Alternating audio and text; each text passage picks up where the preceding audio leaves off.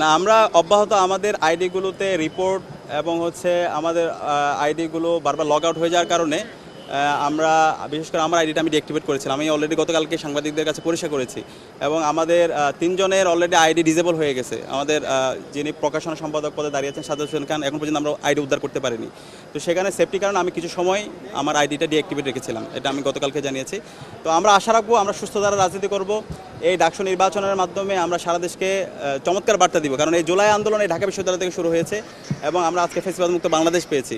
সুতরাং এই ঢাকা বিশ্ববিদ্যালয়ে আমাদের সবাইকে একসাথে কাজ করে গণতন্ত্রের একটা চমৎকার নজির স্থাপন করা দরকার এবং এর মাধ্যমে আমাদের বাংলাদেশকে আমরা গণতন্ত্রের একটা স্থায়ী রূপে একটা ম্যাচিউর পজিশন আমরা যাবো বলে আশা করছি। তো সেই জায়গায় সকল প্রার্থী, সকল ভোটার এবং নির্বাচন কমিশন সবাইকে আমাদের দায়িত্বশীল আচরণ করতে হবে এবং আমরা আশা রাখছি সেই যাত্রায় আমরা একসাথে কাজ করব।